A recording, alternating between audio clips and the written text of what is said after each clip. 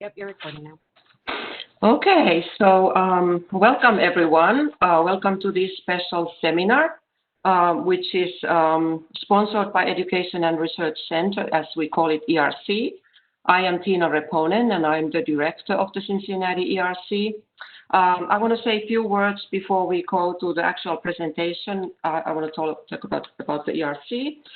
Our mission is to reduce work-related injuries and illnesses, and we do that by two main activities. We perform prevention research, and we provide graduate education in the area of occupational safety and health. And we are funded by the National Institute for Occupational Safety and Health, NIOS. And can I go to the next slide? So here are some basic social media tools that we are using. The first one is our website, and here this is going to be recorded, and our recording will be available from our website in a few days. We have a blog where the students write about their activities within the ERC, and we use this online newsletter circle. And I also encourage you to please follow us on Twitter and like us on Facebook. So this one shows the objectives of the webinar. I'm not going to read the entire thing, but just a little briefly, you will hear about basic concepts related to aerosols and COVID-19 virus. Then I think the most interesting for most of the participants will be the recent results on the singing and how singing and playing wind instruments affects the aerosol concentrations. And finally, there will be a discussion about potential methods for reducing the exposures. And the next slide. So recording will be available on this website. We will put this on also at the last slide after the webinar event, and then you will receive an email from this email address, ERCCOOR, which is ERC coordinator. All who attended the live event will get an evaluation, so please give us feedback. And here's also the contact for the main presenter, June 1. A few housekeeping issues before I introduce the speaker. We are planning to end promptly at 5 o'clock. The presentation itself will be about 30 to 40 minutes. At the end, we will have question and answer session. So if you have a question, please type it in. There's a Q&A window on your right lower corner of your screen. You should see that window. So please type in your questions. So we'll try to get to as many questions as possible on that time frame. So now I will, it's my pleasure to introduce the speaker, June Wang. He has a faculty appointment here in the Department of Environmental and Public Health, which is part of College of Medicine at the University of Cincinnati. Dr. Wang has PhD in Environmental Engineering Sciences from University of Florida. And before joining University of Cincinnati, he had a faculty position at the University of Oklahoma.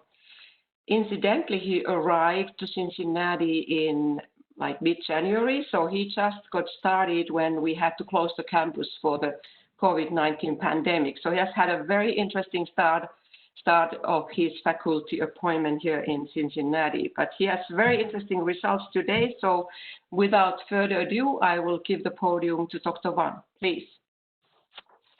All right, thanks for the introduction, Dr. Reponen. And good afternoon, everyone. So thank you for tuning in this webinar. So we are right now at about 460 people, and we are looking towards the upper limit of this platform, which is 1,000 people. I know a lot of you are seeking answers related to safe singing and wind instruments. So I'm excited to share a glimpse of what we have done so far. So the study was carried out in a relatively short period of time. Despite that, we still have to get to uncover some aspects of aerosol emissions and music performance. So with the assistance of wonderful teamwork here, before I start talking, I really want to acknowledge the team members I have the luck to work with. It's a rewarding experience working with musicians from College of Conservatory Music at UC, or I will refer as CCM from this point. So the study was initiated by Dr. James Bonte, who is a panelist here. And you can see him from the cam feed. He's a world-class saxophonist, professor and division head of performance studies.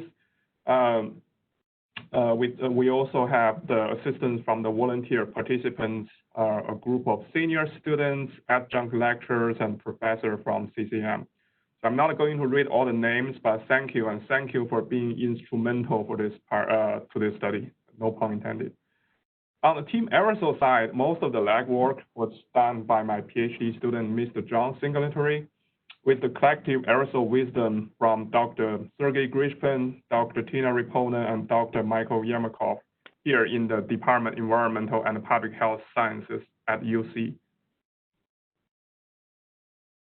So here is a quick outline of this webinar. It will be roughly 3 parts. With first part, I'm going to talk about COVID-19 aerosol, obviously the reason why we are here, and the aerosols and potential airborne transmissions of this disease. Then we will discuss the study we conducted here at UC CCM. Finally, we will draw some conclusions from our study as well as some other considerations in regarding to how to minimize the risk of spreading COVID-19. Well, whether being a musician or not, we can all agree music is a wonder and serves a very unique and important function in society, especially in the COVID-19 pandemic.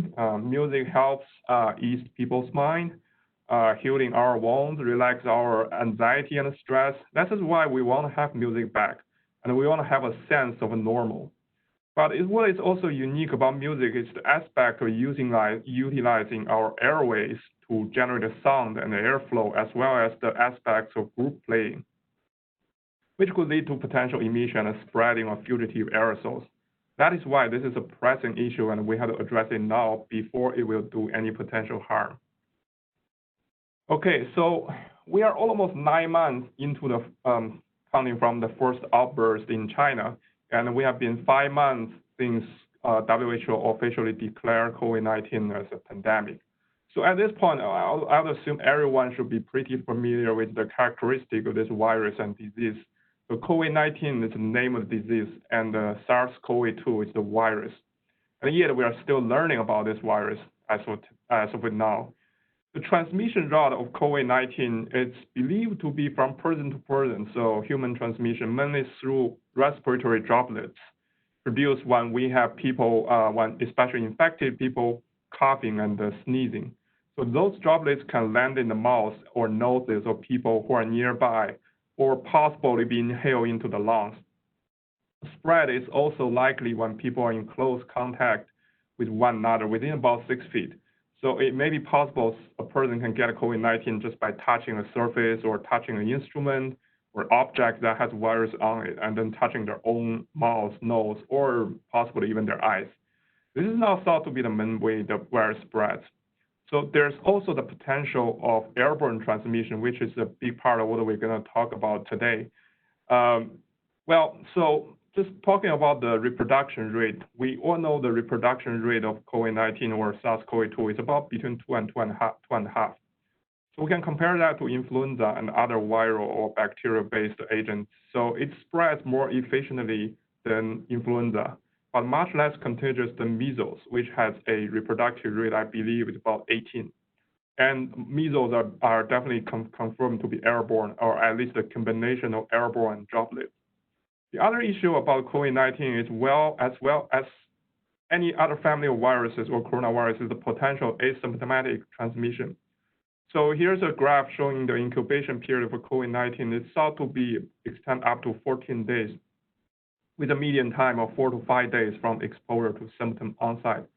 So one study report about 97.5% of persons with COVID-19 will develop symptoms in 11 days or 11.5 days. We don't have an actual accurate rate of asymptomatic transmission, but we know it happens.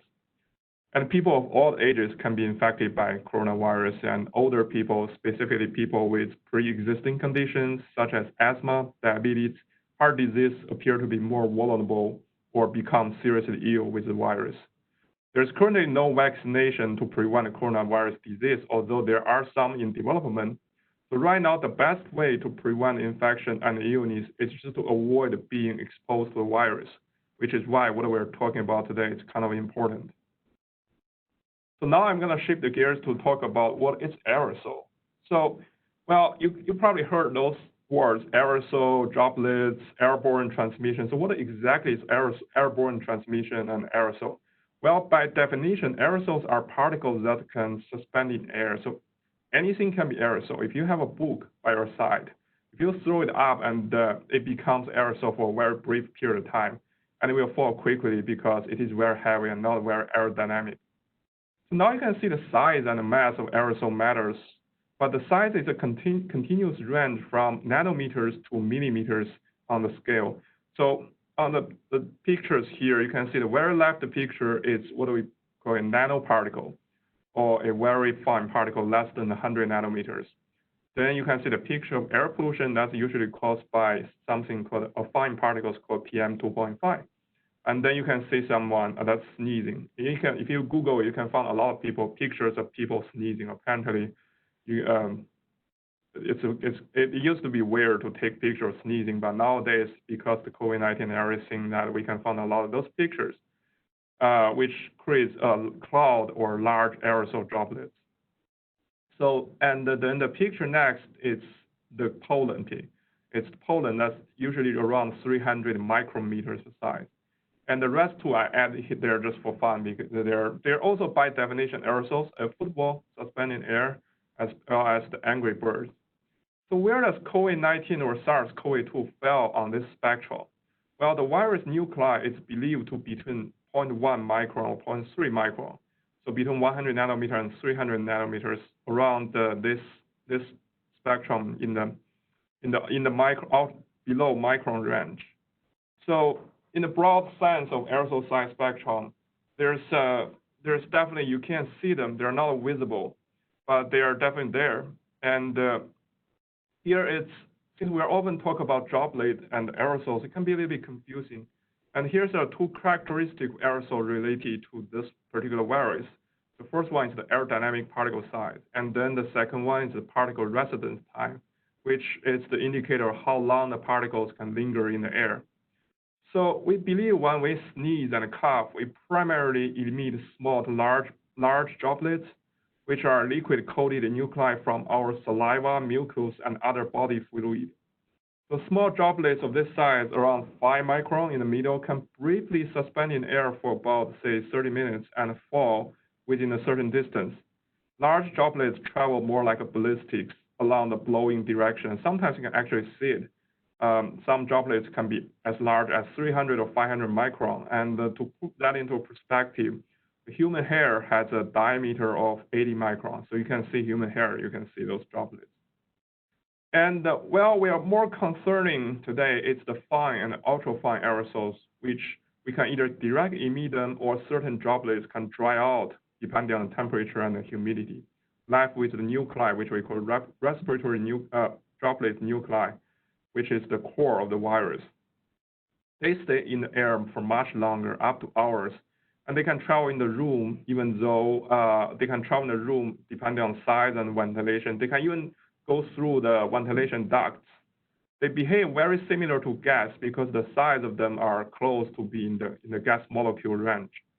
So typically they follow Brownian diffusion, and that is what we call airborne. So I have to emphasize that this is a continuum range, so there's no threshold for that from nanometer to micron to millimeters. And it's a very dynamic process. So we are very likely to emit a combination of all three types of aerosol and droplets, and they can be converted to each other while spreading.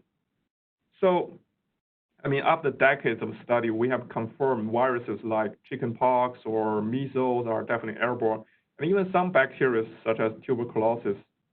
So we have not yet a definitive or definite proof of airborne transmission of this virus, but we have some evidence which we can take a look at the next couple of slides. The other issue I had to mention about related to aerodynamic particle size is when you inhale them, where do they end up at?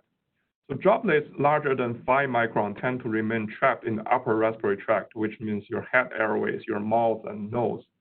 And droplets less than 5 micrometers have the potential to be inhaled into the lower part of your respiratory tract, which is the bronchitis and the alveoli.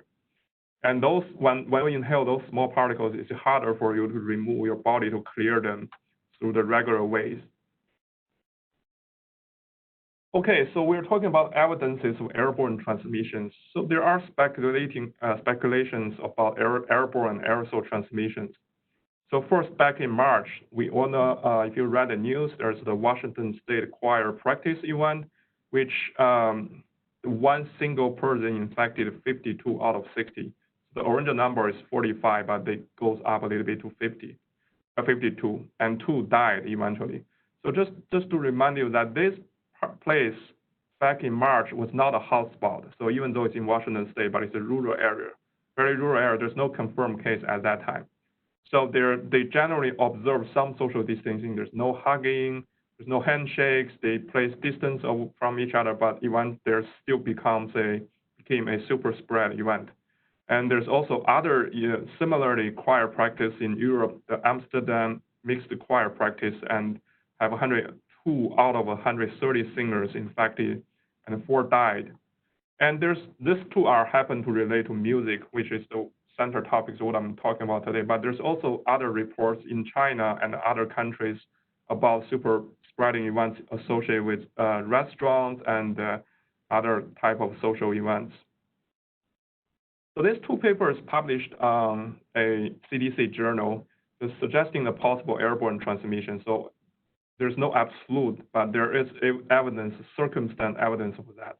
For example, in the case of the restaurant in China, 3 parties stay away from each other far beyond the social distancing, and there's video footage that shows that they're just stay way apart.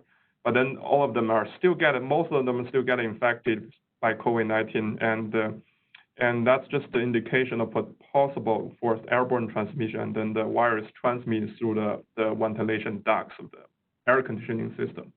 And there's a similar case in South Korea as well. And there are more studies that showing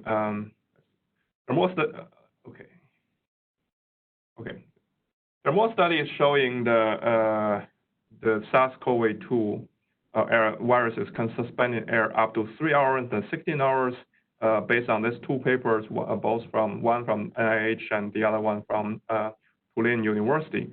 And there's a study report from University of Nebraska Medical Center also confirm the viruses are in the air samples even after a certain period of time. So all of those evidences point out to one direction, possible airborne transmission. So what is the WHO's official stand? So WHO initially thought it's not likely to be airborne transmit, only after urging from a letter signed by 239 scientists, led by a good friend of our division, Dr. Lydia Moraska from Queensland University of Technology. So on July 9th, they finally admitted or at least not ruled out the possibility of airborne transmission in a statement in July 4th. So there's a word that's no absolute definitive proof, and then there's the word that's strong evidence. These 2 seems contradict to each other. Well, first, when you are talking about biological systems, there's no absolute. So the only absolute way we can confirm there is a airborne transmission is maybe we can have 2 groups of people. One group of people has COVID-19 and the other one don't, and we have them placed in the same room with a certain distance apart, maybe say 20 feet apart or even beyond that. And then we'll see who eventually gets infected with COVID-19. Well, there's a term for that kind of study. It's called unethical, so we can definitely not do that. So that's why we can't really have definitive proof, but we do have strong evidence suggesting that.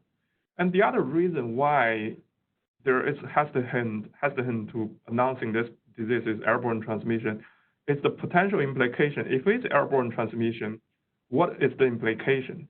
So you already see the controversy and argument around wearing a face mask or social distancing when we are talking about reopening businesses or schools. Think if those things are not even adequate, like 6 feet distance are not adequate in a poorly ventilated environment, and a certain type of loose-fitting face masks will have leakage, and face shield and plexiglass barrier may not work against aerosols. And the other problem is we don't know the infectious dose of this virus, and we don't know how many viral load on the aerosol. So theoretically, well, if you are exposed to those aerosols, you will get infected. We just don't know how much aerosol needed to get you infected. Okay, so how about some studies previously done on breathing, talking, and singing? So, well, for breathing, talking, and coughing and sneezing, there is well-established evidences on aerosol and the droplet emissions. There are several studies recently dated back in 2011 to 2019 shows the production of aerosols around micron sizes when you are talking and coughing and sneezing. And there's also numerous visualization of aerosol productions in which coughing and sneezing and talking. So one picture here shows the shadow cameras, but if you search on internet, you will also see studies using laser cameras. And among those studies, there is a high variability between people, and some people emit more, some people emit less, depends on how you talk. Some people talk in high pitch and high volume. So if that is the case for talking and coughing or just talking, then it doesn't take a genius to figure out singing that constantly involve high volume, high frequency, high airflow, deep breaths, and continuous voicing will produce aerosol. So unfortunately, we have very little study on actual singing before this pandemic. I mean, right now there are several research groups that are working on this topic, but prior to this pandemic, the only articles or literatures that can date it back in a paper published in 1968. And similarly, we suspect or hypothesis blowing into instruments such as wind instruments could lead to aerosols. And but whether the instrument can serve as a kind of a magnifier of aerosol generation or just a transporter, or in some case, the capacity of tubes can serve as aerosol collector. We just don't know. Well, other potential implications especially apply to the audiences today. So based on what we know or based on what we hypothesis, there are some crucial implications for various type of music education program. First are children. There are studies showing children are unlikely to be a super spreader, or children under the age of 10 doesn't likely to be a super spreader. Doesn't mean they're safe though. Especially for young age children, their ability to closely follow guidelines are not the same level of professionals. If you have been to 8th grade room if you haven't been to 8th grade room since you were in 8th grade, you may not remember what it looks like, but I will tell you, it looks like whispering, gargling, snoring, snacking, and just touching each other with instrument or with equipment happens all the time. College education program focusing on one-on-one teaching and practicing indoor, which can also lead to issues. Well, in the symphony and orchestra settings, the overcrowding of musicians often stuff like numbers of musicians and with different instruments in the same place. There's also other potential scenarios such as church choir practice, military band performing, and all those things we need to consider into consideration. And also need to think about what is the likely chance of the audience that can cause the transmission from music performance. I mean, very low for droplets, it has to be aerosol, right? But the risk, I don't know the risk, and the risk is definitely not zero if there is airborne transmission and there is a dispersion aerosol in the room. So now we're going to talk about a UC CCM study. So we were approached by Dr. James Bonte on behalf of CCM to examine the potential scenarios of returning to campus for practice and teaching. So we took the request, and with the short time notice and limit and a sense of urgency, the bulk of this study was conducted at CCM Village. Particular building is the Memorial Hall. So the Memorial Hall is a previous student dorm being converted into a teaching and practicing studio building. So there are over 70 individual practicing rooms in the Memorial Hall with similar sizes of the picture showing here. And this is the picture showing the interior setting of this room. It's a decent size, it's small to medium size, rectangular in shape. You can see there's a piano on the far side, which performers often standing to the right-hand side while pianist sitting on the other side of the piano. So along the path of the blowing directions, you can see there are some furnitures, such as a bookshelf and a couch, which limit on how far we can distancing away from the performer. So the room we chose for most of these studies are room 374 of the Memorial Hall. Here are some characteristics of the indoor air quality. That the size, like I mentioned earlier, is a decent size, 10.5 feet by 22 feet by 8 feet high, or tall ceiling height. Translate to a volume of roughly about 1,900 square feet. So there's fairly good ventilation rate, about 190 CFM with recirculating air. It's very common in the HVAC system. And it's interesting, it does come with isolated HVAC ducts, very rare is seen in common building, mostly to isolate sound transmitted through a duct between studio rooms so the musicians are not bothered by the musician next door. And the temperatures and the humidities we were doing studies are fairly normal range, 76 degrees Fahrenheit and about 50% relative humidity. So we were, in the sketch here, you can see we were able to place 4 aerosol counters at various locations of the room to represent both a common situation scenarios as well as the need to test our hypothesis for distancing. Next.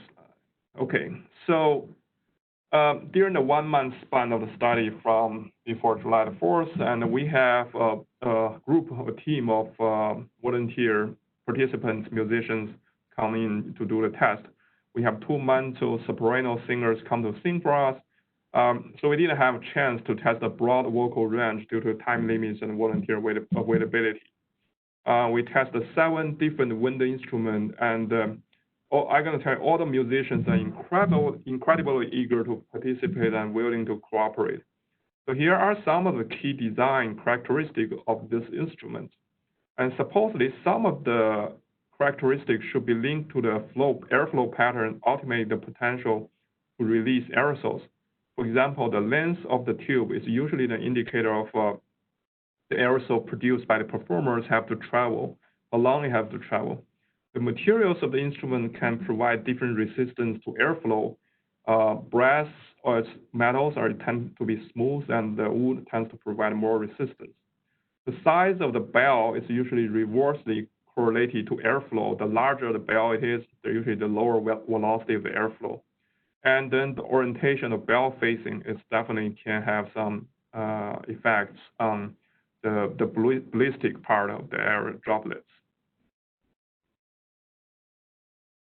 So, well, like they said, the pictures already didn't happen. So we showed, are some pictures of the instrumentalist. So during the study, we acting on safety precautions for the sake of protecting musicians and researchers. So we try to minimize the contact between the researcher and musicians.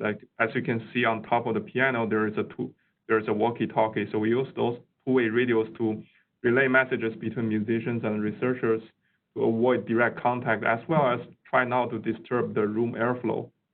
And we ask all the researchers to wear face masks, as well as the performers if they are not performing. We do disinfecting between musicians and the sessions, so to just minimize the risk of cross-contamination. So here are the study design. So there are 2 types of sessions. One is we use to represent practicing scenarios. So this will be 100% singing and instrument playing. The other one is the teaching scenario, which we have about 60% of singing or instrument playing with 40% of speech or talking. So the singer and the instrument are asked to play the same note for each session or for consistencies. So each session each study session is about 10 minutes, and each combination of practice and teaching or with instrument singing are triplicated, so we can rule out outliers. In the case of outliers. So between each sessions or before every day each sessions, we're purging the room by forced airflow by opening the window, blast the air from HVAC, from air conditioning, and we read the numbers, aerosol numbers, that make sure it's stabilized at a baseline level. So here are the aerosol instrument placement, again, showing the sketch here. Well, the musicians will stand at the right-hand side or the lower side of the piano with one instrument directly placed at the performing point. Then there's another one along the face of the direction about at 6 feet. And then there's a 6 feet sideway perpendicular to the musician's facing direction, which is we call it 6 feet sideway, which is coincidentally is at the location of pianist. And then there's 10 feet away, which is the furthest you can go in this room, or you can distancing in this room, so that we are testing the hypothesis if the distance works or not. So a brief introduction of what we use for measuring aerosol here in this study. So we use portable condensational particle counter for people that are not aerosol backgrounds. Those instruments are working by the principles of enlarge for equal condensational growth of aerosol, ultrafine and fine aerosols through thermal diffusion of alcohols or other solvents. And then the enlarged aerosol will be detected by laser counting through the laser scattering of aerosols.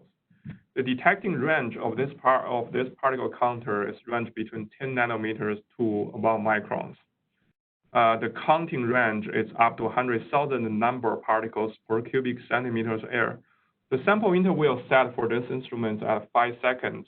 So it actually samples every 1 second, but because of fluctuation, it actually averages out every 5 seconds to have an average reading.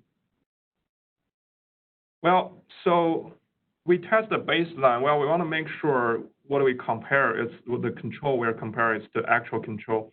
So we test the baseline, and there is always particles in the room. There's always aerosol in the room, regardless, unless it's a clean room or a dedicated aerosol chambers or a biosafety room. So there's always going to be particles in the room. And but we want to test if there is with and without people, is there going to make a difference with people just be there without playing or singing, just normal breathing. And then for the statistic test, we did a 3-way analysis of variance or ANOVA with a t-test, homozygous pairwise t-test. We're primarily testing 3 factors. Well, first is compare singing and all the instruments. And then we compare the sampling locations if they have a factor, whether being at the performing point or 6 feet away or 10 feet away or 6 feet sideway. Then we decide whether the practicing or teaching scenarios have any effects. And we use a alpha of 0.05 as determined as statistically significant. Well, let's look at some of the results. First, let's look at the baseline results. The background in the room compared with people just be there breathing. So we have one person just sitting there, normally breathe, and see if there's any differences in aerosol concentration. Well, what we found is there's no statistic difference between background and normal breathing in the aerosol concentration in the room. And there's also no statistic difference between locations, which means people, or if people just be there without singing or breathing, is not going to cause a major increase of aerosol concentration, which will be a crucial fact for our later results. So we start seeing the average room concentration result with singing and trumpet, because singing in our statistical test, singing and trumpet were statistically different from other instruments, especially singing that the elevated room concentration by most is almost double the background concentration, up to about 4,000 count particles or 3,600 count particles per cubic centimeters of air in the room. And then we see there's roughly the same trend as between practicing and the teaching. For the trumpet, it's much lower, the elevated concentrations compared with singing, but still you can see there is a difference. There is a statistical difference between baseline and the red, green, and yellow and the blue bars. So then we look at the other instruments. So those instruments based on the statistic test, they are higher than backgrounds, which means they create additional emissions. But there's no difference between instruments, so we are not able to detect the difference between those instruments like French horn, saxophone, trombone, tuba, or clarinet or flute. Well, the way to interpret this is, well, we may see a difference. We maybe see a difference if we do more repeated measurement. But again, if you look at the scale of increasing here, the increase of particle concentration compared to baseline is relatively minor. It's at a minor scale, so no pun intended. We can, so regardless whether they have difference or not, their increased concentration is not that high, or at least it's not to an alarming level compared to singing.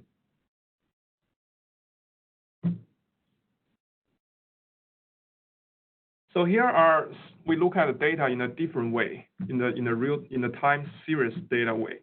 So we have time as the x-axis here, and these are the elevated aerosol concentration in the room, which means they already have the background deducted from them. So we are just only looking at the contribution of increased aerosol concentration by the instruments or singers.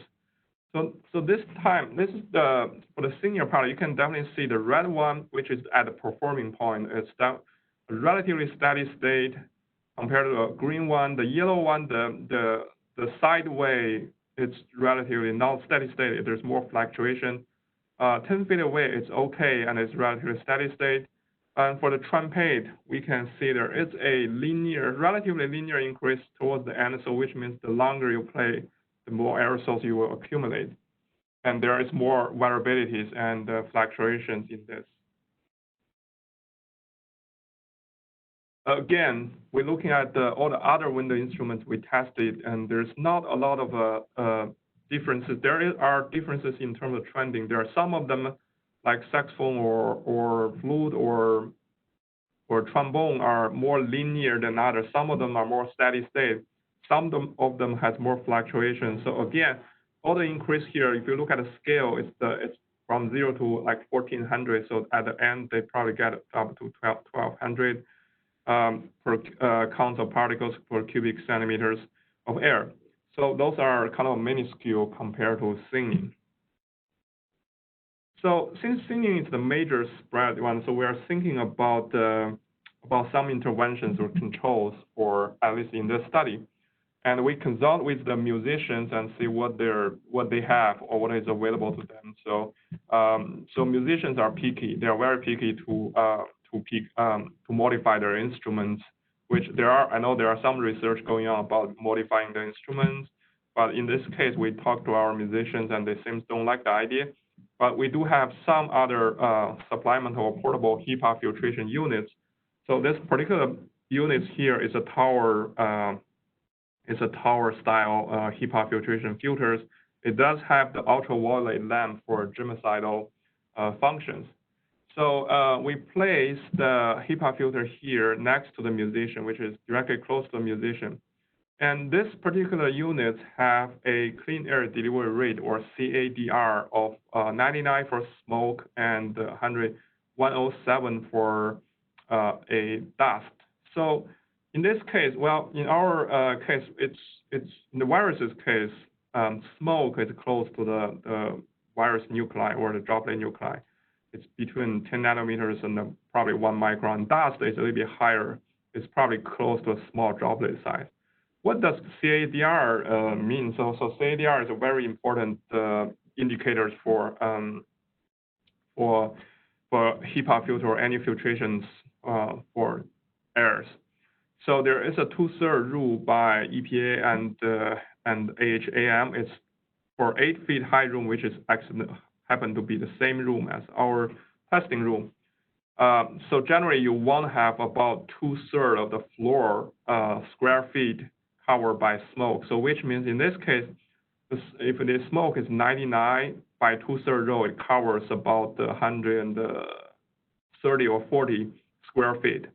So CADR is something you want to look into, and if you are looking at efficiently remove particles from the certain room. So now we're looking at the time series data of singing with HEPA filtration. We didn't test the HEPA filtration with other instruments just because the time limit, as well as the singing being the most super spread or super emitters here. So we can see that in this 1 hour, almost 1 hour, 60 minutes of testing, continuous testing of singing, we have the initial concentration or the background concentration of 1,800 particles per cubic centimeters. And then the HEPA filter was able to suppress or eliminate or reduce the concentration to about 600, between 500 and 600 in various locations, almost a third of background. So not only it suppressed the aerosol created by thinning, but it also kind of reduced the room concentration. So very, very effective in this case. And let's look at the average room concentration with HEPA filtrations when we're doing thinnings. And you can say on the left side of this graph is the thinning case, and on the right side is with HEPA filter on. And the background are the same or similar wise. You can see definitely if you compare the reduction by HEPA filter vs the thinning case, it's probably more than 80 or 90% of reduction.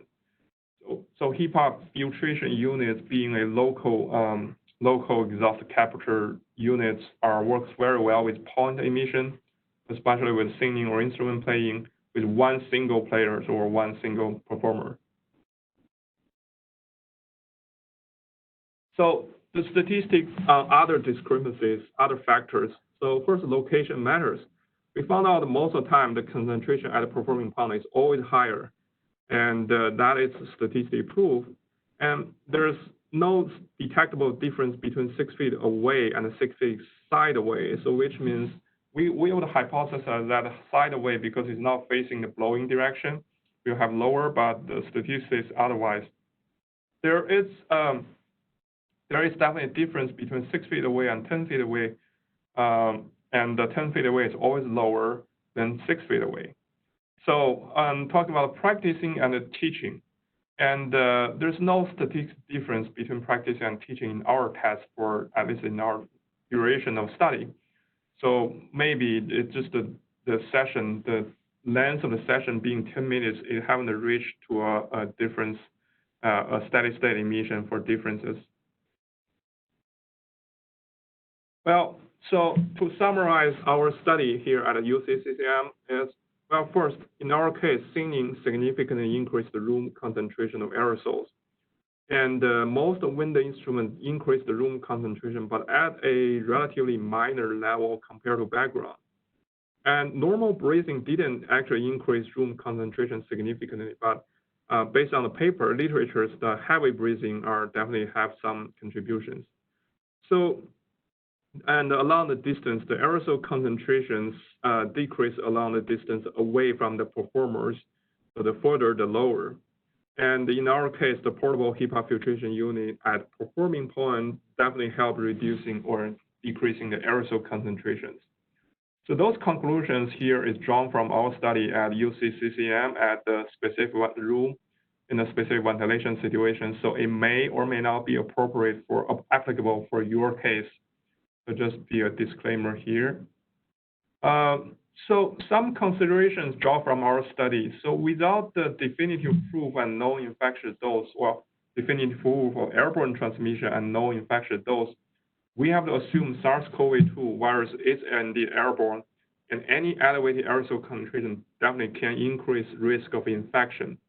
So some consideration based on this assumption is, well, first, we want to avoid indoor overcrowding of musicians, especially in the small or medium size and poorly ventilated room.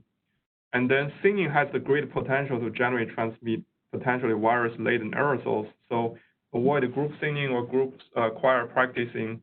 And in fact, because the Washington State choir practice incidents as well as other super spread events related to choir practice, is indeed suspended most time mostly in most countries. And even though our study didn't show a lot of emissions from wind instrument, we have to act cautiously around the wind instrument. First, they have the ability to trap aerosols or trap viruses inside. So, and depends on the materials of the instrument, the virus can survive actually in the instrument for up to a couple of days. So even though they may not release aerosol at an alarming rate, they may acting as a virus reservoir. And then there's the condensation part. There's condensations and speeds involved in playing wind instrument. I'm pretty sure musicians or people who are playing wind instrument knows that. So what type of risk mitigations we can apply, or based on what we know, or based on what we hypothesis. So there are three ways oftentimes to control a risk of transmission of aerosols or transmission virus. Well, first we can control it at the emission point, and then we can control it along the way in the transmission route. Then we can control it at receiving point. So at emission point, the most effective way we saw in our study is using local exhaust captures, which is the HEPA filtration, units filtration with an adequate CADR. And this is something you want to consider if you want to rush to buy some HEPA filtration units. First, you want to examine the CADR rating compared to the room you want to place it in. So then the second is you want to see if there's any ultraviolet germicidal functions, or, well, most time we're trying to avoid the units that with ozone ionizers, just because there is a debate of ozone is also being an irritant to lung. So the efficiency of ozone ionizer, it's definitely it's also arguable compared with ultraviolet light. And there are other practices. People are getting creative around the countries by modifying their singing procedures and the instruments. For example, some people will suggest sing into a funnel or sing into some sort of using face masks when you are singing. And some people may not like it. Some musicians may not like it, and it just depends on the musicians. And there's also modification of instruments by covering the bells and covering the holes that are potentially leakage of aerosols.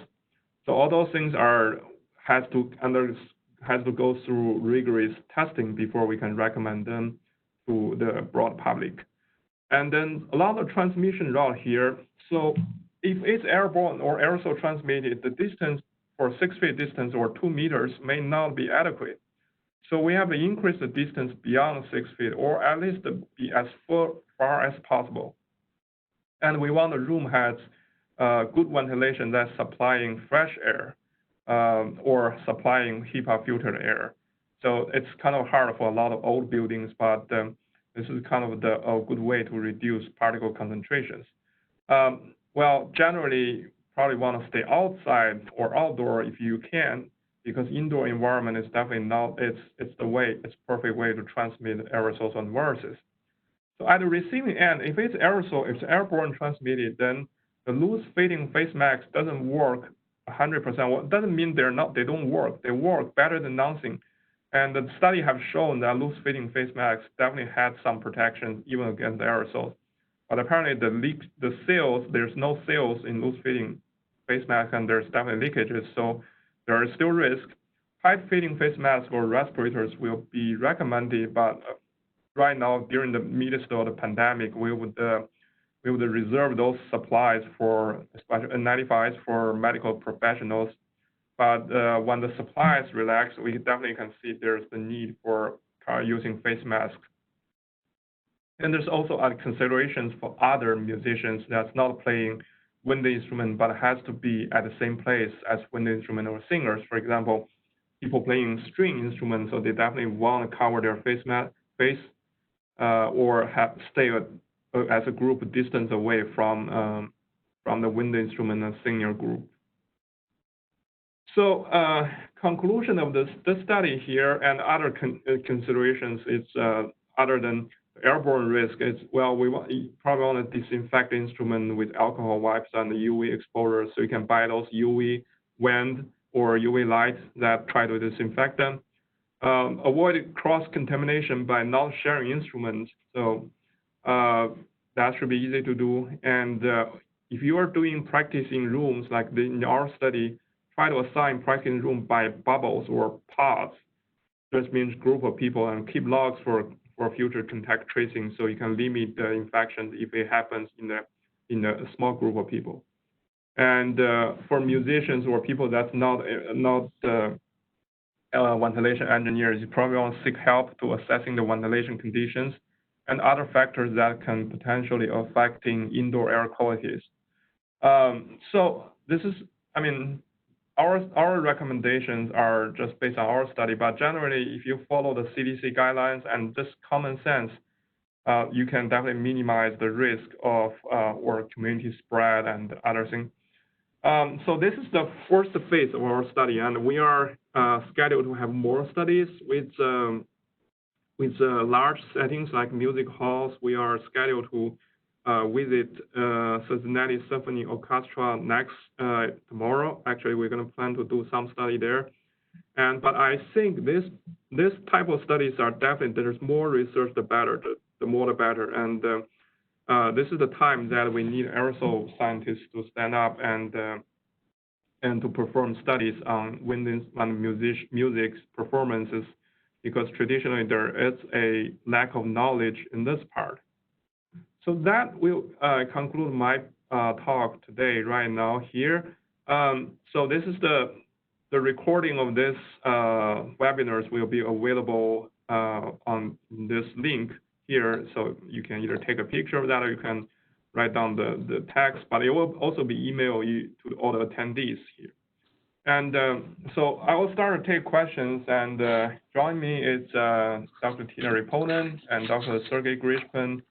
Both are world-renowned aerosol scientists with multiple decades of research experience on indoor air quality, bioaerosols, and respiratory protections, as well as Dr. James Bonte is the division head of performance study at CCM, and he can address questions related to best practices in return to music education. Okay, thank you, June. That was a wealth of data, and you probably didn't sleep the couple of past weeks when you were going through all the data and almost crashed your computer. I'm trying to kind of facilitate this discussion. Right now there are 40 questions, so we probably will not be able to go through all of them, and I'm wondering if you are able to maybe answer the questions then in writing, or like put frequently asked questions that we can send to participants. But I'm looking at the common theme is that flute, a lot of questions about flute, and one was, several people asked, was that really made of wood? Well, I would defer this question to James, because he's the one that supplied the information about, is the flute made of wood or? No, this was definitely a solid silver flute. So if I made that mistake on the graph, that's my fault. So definitely a silver flute. Okay, so then let me see. Why do you think flute is so much better than singing or trumpet? Most air goes right into the room, not through the tube. Why isn't it more like singing? Well, yes, the flute by design has a leakage of air. Most of the leakage of air is in the probably more than 50% of air leaked from the mouthpiece. So I think, but just based on our study, we didn't see there's a significant increase by flute. So it can be, there can be a couple of reasons. Well, there can be the direction of flute facing is not along the direction of the instrument detection, but we're trying to make it consistent of testing, so we don't want to make a special protocol for just flute. And then there may be just because we didn't do enough repeated measurement. If we do enough, there may be, and there's also the potential of interpersonal variabilities. You know, if we test the 10 different flute players, somebody may create more aerosols compared to the flute players we have. And actually, in fact, we have 2 different flute players just for flute, not other instruments. Or saxophone, we also have 2 instruments, but most of the instruments we have only 1 person. So there may be some interpersonal variability. Okay, so next question is, you use 10-minute sessions for your study. How would this translate to a 50 or 30-minute lesson time? It seems aerosols would be much higher in our typical situation, because usually, I guess you're not teaching for 10 minutes sessions. Yes, I can definitely agree with the person who asking this question that 10 minutes. If you observe the graphs of the real-time time series data, you can always see there's some build-up of aerosol concentrations with time goes on without any interventions or control such as HEPA filtration.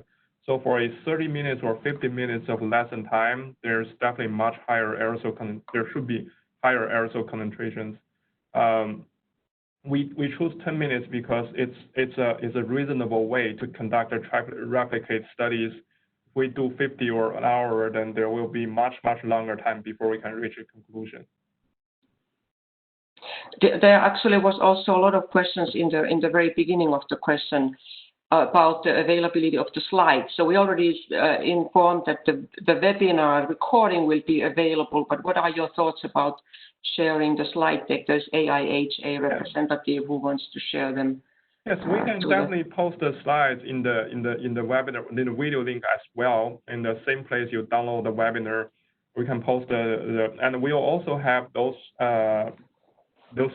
data or conclusions or as a journal publication phase, probably next month, which is next week, and we'll try to get in the preprint, the medical preprint form phase, which is a common practice for COVID-19 related research. So yes, I will try to make those as much available as possible, and all of our follow-up studies as well. Okay, there are several questions about the HEPA filter. Do you need a filter for every performer in the choir or just one for the room? Well, what do you think? I think it depends on the size of the room, number of people, and the efficiency of the HEPA filter. There is so-called clean air delivery rate that is characteristics of how much clean air can be delivered by a HEPA filter. I think maybe Dr. Greenspoon can want to add something. He looks like he was ready to jump in. Well, I agree, first of all, that it depends on the room size, and the clean air delivery rate is another factor. If you have a larger room, you may consider having more than one device, more than one HEPA filter. But if you look at the data that June Wang presented, that even with one unit in a relatively sizable room, you have a remarkable effect of the decrease of the aerosol concentration. So I think that for really larger rooms, you may consider multiple devices. But in a typical room where the training is being conducted, one in most of the cases probably would be sufficient. Okay. Let me see. Should we treat trumpets any differently than other wind instruments based on your results?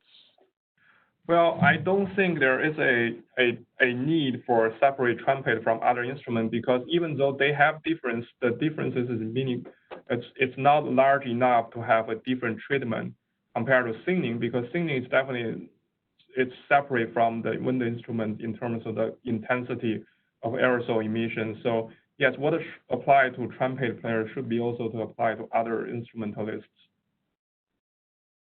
or vice versa. This might be actually to James Bante. Could you sing with a mask on to help reduce the exposures? I should make sure to point out that I'm not a professional voice person, but I do know that there is work being done with a singing mask, and I know that several of the faculty here at CCM were talking about this and ordering a couple to see how they work. But they created much more space between the mouth and the mask part, so they sit away from the face a couple inches. I don't know how well those are working out or how comfortable those are. I don't know. Okay.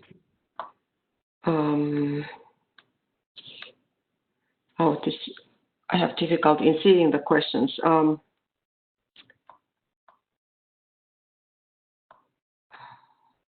Is this, okay, let me see. Is this only suggested, okay, it's somehow jumping. I'm sorry, I'm trying to read. Is this only suggested to avoid choir singing or also congregational singing in a church? I mean, it's a big leap from your results, but okay. Definitely, based on circumstance evidences and our study, I think right now group singing or congregated singing is not a good idea. Okay.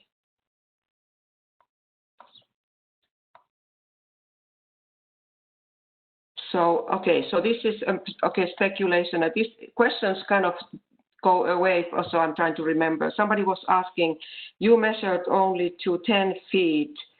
Like, what would you, can you extrapolate how far the aerosol actually, what would be the distance that they can go? Well, if we base on the aerosol mechanistic equations to calculate how far it can go or how far it can disperse, for aerosols that's less than 1 micron, so it definitely can travel beyond 10 feet, even 10 feet, probably even 15 or 20 feet. We chose 10 feet. It's just a reasonable way to distancing in that specific room. But in a real world situation, if you have large enough room that you may want to stay as far as possible, and the distancing aerosol can travel is relatively to its size as well as based on its residential time. So how long it can linger in the air, and it also depends on the flow pattern in the room. So there are studies that are ongoing with like smoke or tracer gas to study the flow pattern in a certain room. That will also give it an indication for how long or how far can aerosol travel. Okay, then there was a question about the formite, the spit from trumpet, and there were a couple of other instruments that were indicated, but I lost that question. Is there concern for those issues for the players? Do you want to answer that? The spit, that they have to spit between when they're playing, in between the playing. I think this is referring to the water key that releases condensation at the end. So I think the best practice that we've seen from other studies and what we're promoting at CCM is that brass players should definitely have some kind of pad or small cup that they can put the condensation in, maybe with some kind of disinfectant in there as well. Okay, so we are actually now 2 minutes after 5. I mean, there are like 75 questions, so we were only able to go a fraction of the questions. So, June, do you think you could potentially answer by writing? I mean, there are some questions that are kind of repeated, so maybe they can be grouped together. And of course, and I can definitely be reached by the email address here, and feel free to make comments or questions or suggestions. And I've seen many questions here are very, very good, and I don't think I have time to get to that part. But give me your comments, questions, suggestions, so when we are continuing doing this to the further phases of this study, we can adapt or can adopt those suggestions. Yeah, I think there are several issues that you can potentially add to the further research on like the distance, for example, and several other questions about the HEPA filtration. So, but I think at this point we are going to conclude this session, and thank you very much, June, and thank you for the audience for very lively discussion, and hope to see you soon again in the ERC webinars. Right. Bye-bye. Okay. Yeah. Bye-bye. Thank you. Thanks, everyone. Bye-bye.